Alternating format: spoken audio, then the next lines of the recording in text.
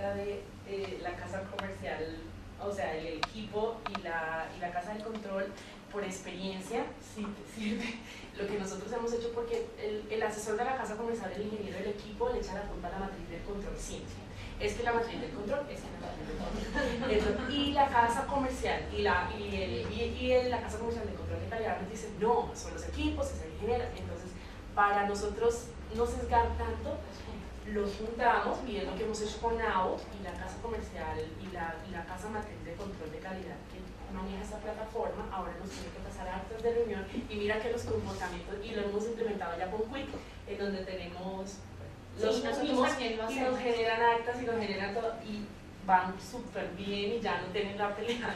Es que la matriz, ya por ejemplo ese término de es que la matriz del control no volvió a existir desde esas reuniones, porque ya hablan como el mismo idioma, casa comercial y control de calidad. Sí, nosotros también implementamos que si estamos capacitando al laboratorio, obligamos a que vaya a la casa comercial y los asesores e ingenieros.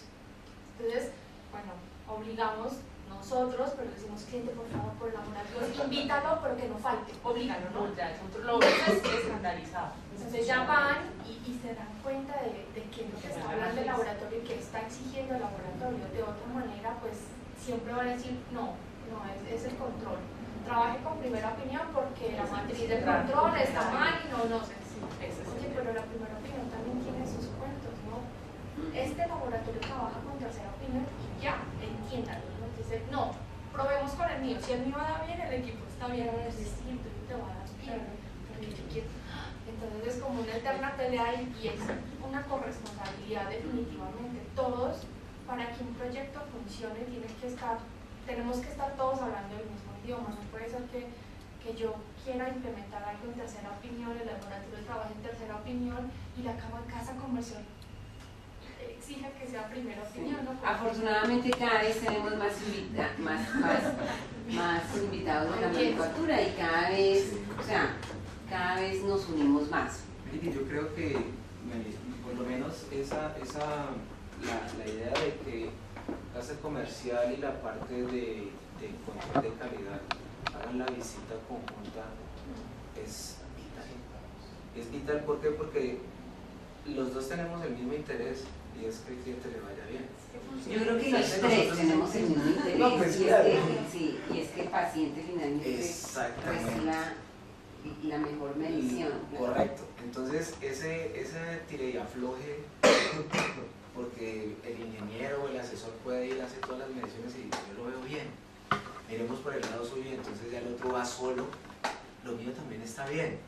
Entonces lo que pasa es que muchas veces lograr visitas conjuntas es bien complicado. Pero en nuestro caso, que somos tan grandes, no son visitas conjuntas, sacaron el reporte del control de calidad y se reunieron casa comercial y casa matriz y la caja del control a analizar el control de calidad del equipo correspondiente, y bajo esos parámetros hacen sus matrices y hay que ir a mirar ahorita lo tenemos que hematología, entonces van y miran porque se está saliendo acá, porque van a lo más puntual, es que el control.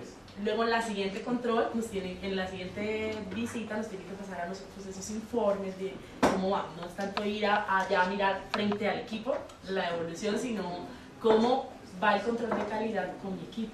Ha funcionado mucho, muy bien. Esto que dice la doctora Angélica, finalmente ese debería ser el deber ser, porque esto es una responsabilidad del laboratorio.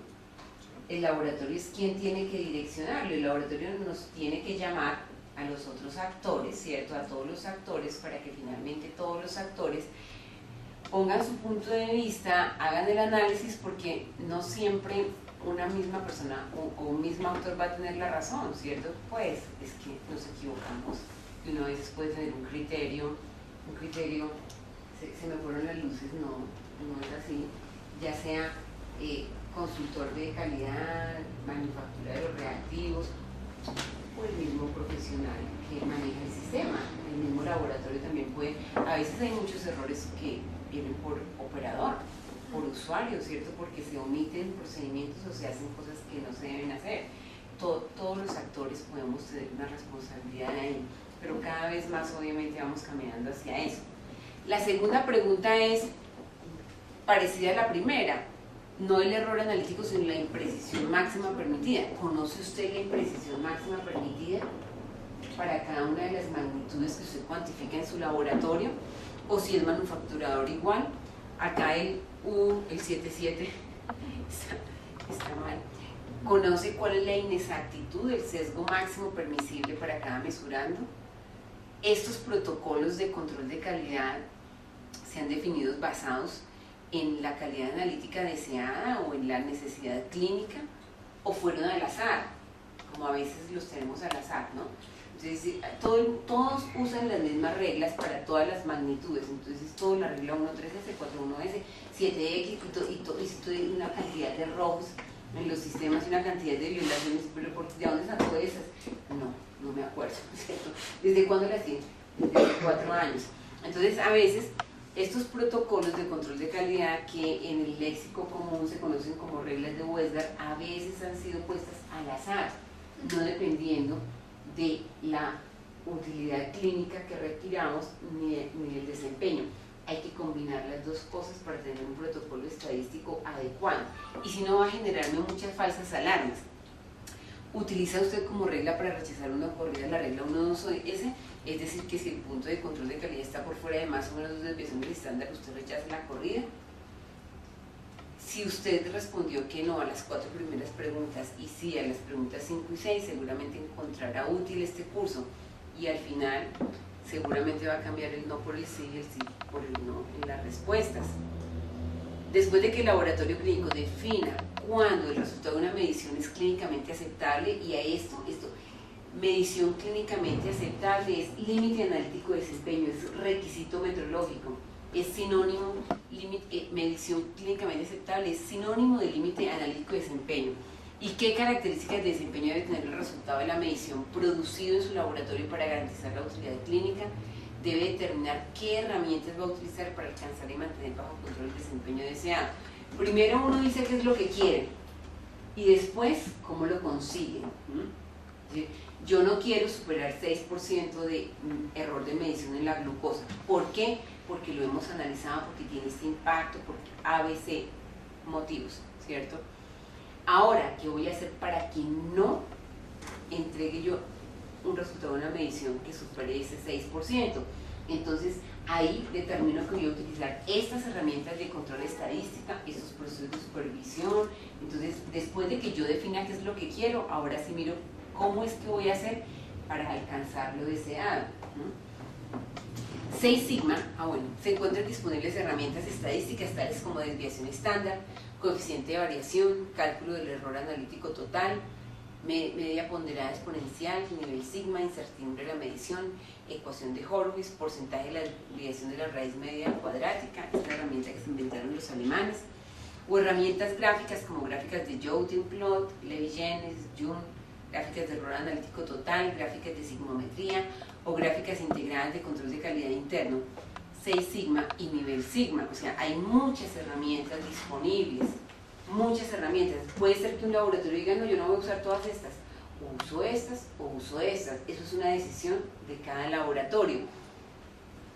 6 Sigma permite integrar muchas herramientas estadísticas y conceptuales en el laboratorio clínico, adicional a que permite visualizar fácilmente el porcentaje de ahorro con respecto al error total máximo permitido que se ha definido para cada mesurando, al igual que visualizar fácilmente el desempeño de 30, 40, 100 pruebas de varias áreas en el laboratorio o incluso de varios laboratorios.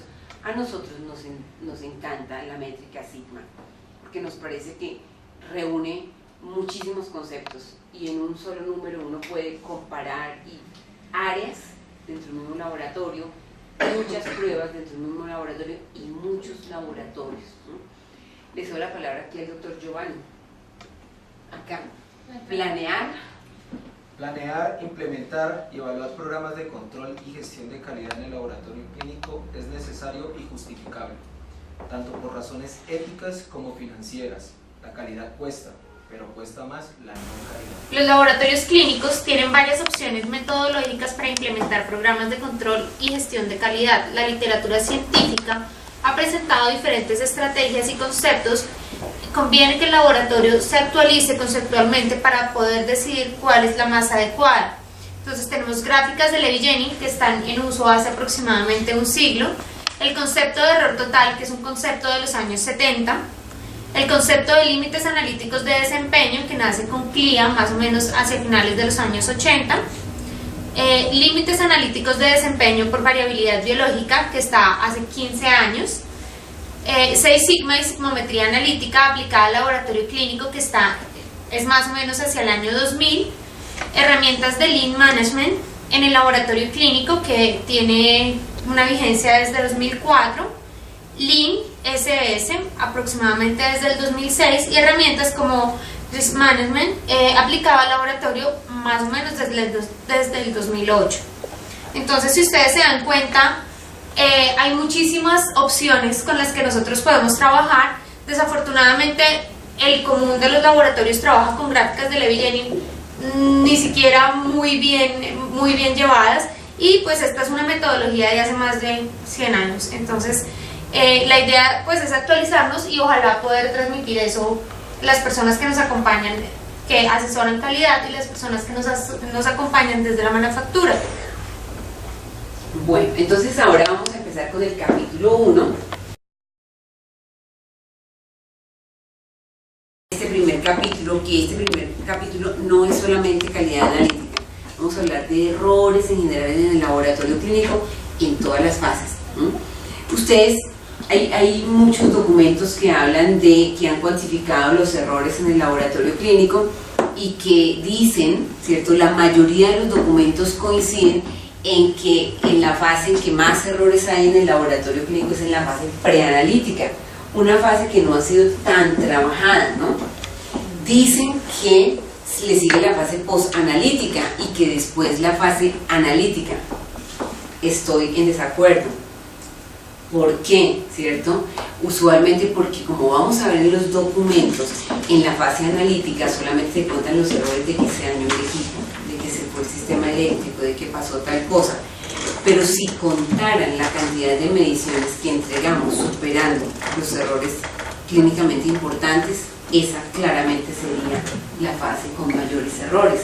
Lo que pasa es que las mediciones que han hecho y que han publicado en la literatura acerca de cuántos errores tenemos en la fase analítica son errores de contar que se dañó el equipo, que se fue la luz, que la falta de oportunidad, son errores de ese tipo, pero todavía no hay un documento publicado que nos reúna un laboratorio que tiene 1000 pacientes al día, cuántos de esos 1000 pacientes se reportaron con errores analíticos que superaban el error clínicamente útil.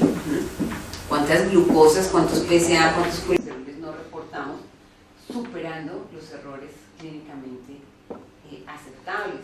Como eso no lo hemos tenido, entonces todavía aparece la fase analítica como que tiene menos errores por la metodología que hemos usado, pero la bibliografía completa. Entonces, lo que tenemos aquí,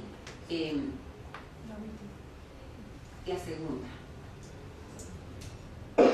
donde están todas las bibliografías unificadas. Ok, entonces, yo no veo, ¿cierto? Yo veo allá Choosing Your Words, que son más grandes. Entonces, los primeros documentos les voy a invitar a que pasemos un poquitico. Estos son 498 páginas de varios documentos que están en la bibliografía. Obvio que no vamos a revisarlo uno por uno, pero están ahí para que ustedes se los lleven, ¿cierto? Alguna noche de insomnio, o sea, ¿cierto? Se fue la luz, se fue la linterna ahí. Porque hay mucho de la literatura que no nos llega, ¿sí? No nos llega por varias razones. Entonces nosotros, en general en Colombia, y Vania, Juan y Analu me cuentan cómo es en México, ¿cierto? Nosotros tenemos una dificultad en los laboratorios clínicos en Colombia. Una gran dificultad es el idioma. La mayoría de los profesionales del laboratorio clínico no habla inglés.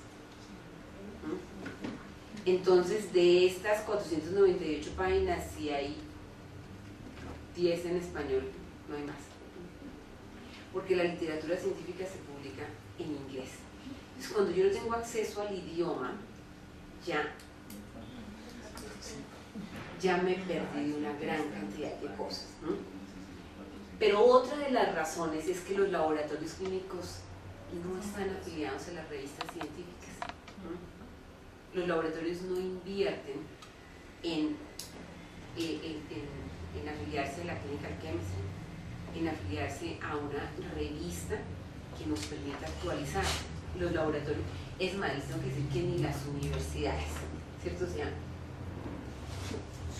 un docente de una universidad me llamaba y me decía, Aida, tú tienes la guía H21, y yo decía, sí, claro, nosotros la tenemos. ¿Será que me la puedes prestar? Y dije, pues esa vale $130, ¿cierto? Pero pues sí, está bien, yo te la presto, pero yo decía, pero ¿y tu universidad? O sea, la universidad, ¿cómo que la universidad no va a comprar los documentos de la CLS, ¿cierto? Entonces los docentes no tienen acceso tampoco a eso, las universidades no invierten. Algunas, hay otras que sí, y los laboratorios tampoco, ¿cierto? Entonces, si yo hiciera una encuesta, le pregunto a los laboratorios, venga, director de laboratorio, ¿usted a qué revistas científicas está afiliado? O sea, ¿cuál es la literatura que usted tiene disponible para los profesionales del laboratorio? Pues no, en eso no se hace inversión. No se hace inversión, a pesar de que el laboratorio clínico es una de las unidades más rentables del sistema de salud. No se hace inversión. Entonces, no tenemos acceso. Y a veces, entonces, nosotros nos descrestamos cuando viene un conferencista o local o regional que sabe menos de lo que uno supone, ¿cierto? Y entonces viene y dice, plantea ahí un discurso encantador y uno dice, ¿y en qué se basó? ¿Cierto? Entonces, nosotros estamos en contradicción con eso. Cada palabra que está escrita en ese documento tiene un soporte bibliográfico, ¿no? Publicado en una revista indexada. Entonces, por eso queremos que ustedes, está como muy grande, ok, entonces no los vamos a mirar todos, pero sí les vamos a ir diciendo, venga, esto lo sacamos de tal documento. Este es un documento que habla de cómo los médicos evitan decirle a sus pacientes, a comunicarle a sus pacientes cuando ellos se equivocan. Entonces esto es un documento que incluso está publicado en Arch International Medical en el 2006. De este documento sacamos parte de lo que está escrito en el capítulo 1, y entonces habla de que una encuesta que se hizo entre Estados Unidos y Canadá, un gran porcentaje de los médicos, altísimo porcentaje, decían, no, yo no le voy a decir a los pacientes cuando me equivoco, ¿cierto? Me equivoqué, yo no le digo. Entonces el paciente dice, porque eso no me funciona, el médico sabe que porque se equivocó en la dosificación del medicamento, pero se lo cambia, pero no le dice al paciente que está cambiando el medicamento porque él se equivocó. Entonces, esto habla de esos errores. Pasemos a la siguiente, por favor. La siguiente. Pasémoslo aquí ya. ¿Tienes algo? Entonces, ahí de ese vamos, pasémoslo, por favor. Doctora, yo quisiera comentar algo con respecto a eso que nos pasó en uno de los institutos más importantes en México, que es el Instituto Nacional de Cancerología. Allí, cuando empezamos el proyecto de comunicación de control de calidad, se implementaron encuestas de satisfacción con los clientes, con los médicos, perdón, no con los pacientes, sino con los médicos. Una de las preguntas que se hacía era qué tan confiable era el laboratorio para ellos. Entonces, cuando iniciamos la encuesta decía como en un 46%, ¿no? De los médicos no confiaban en los resultados del laboratorio. A hoy, eso fue en el 2010, hace 2 meses aplicamos la última encuesta y la confiabilidad del resultado en el laboratorio ahora es el 86%. Entonces, es muy interesante este artículo porque finalmente cuando el médico se equivoca, quien tiene la culpa finalmente siempre es el laboratorio, no ellos, ¿cierto? Entonces siempre van al al laboratorio tronando sus dedos y me lo repites y lo tienes que hacer porque tú te equivocaste y no creo en tus equipos ni en tus reactivos. Y el profesor del laboratorio se empequeñece. Sí, y lo repite. Y lo repite, ¿cierto? Le falta el argumento. Entonces viene el médico y dice, es que ustedes no sé qué. Y el profesor del laboratorio como se empequeñece. Se lo repito porque no tiene criterios. Revise usted sus criterios porque es que yo le puedo mostrar que mi procedimiento se validó adecuadamente. Seguramente porque también tenemos dudas, ¿cierto?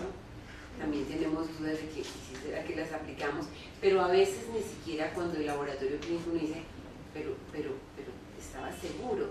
Hay una tendencia que el profesional del laboratorio se empequeñece frente al reclamo del médico, así el reclamo sea... Pasa muchísimo, pero también pienso que se vuelve pequeño el bacteriólogo, más también porque no está seguro no tanto en los resultados, sino cuando toman muestras en otro sitio. Porque cuando toman muestras y las muestras llegan al laboratorio no son tomadas por el profesional del laboratorio como tal, entonces han tomado muestras pues donde tienen los líquidos, entonces el resultado va a ser totalmente diferente, pero pues uno está seguro de que procesó bien, pero pues ahí está el criterio, entonces doctor, metodología. Vamos a investigar qué pasó con la muestra. Si gusta traigan una nueva muestra, una nueva orden, que se pague. Claro. Y yo con mucho gusto se la repito y descartamos una parte Pero de sí, la esperamos el laboratorio. Es culpable de lo que exacto, o sea, el laboratorio tiene que controlar, se hace pre. Aquí hay un documento que les voy a mostrar que está ahí, se van a llevar, que es un documento del doctor Javier Fuentes sobre la estabilidad de las magnitudes. Jennifer, ¿le puedes pedir a Ángela Montenegro que nos baje ese documento de la estabilidad de las magnitudes? Entonces, este es otro documento que habla concretamente de errores en la identificación del paciente.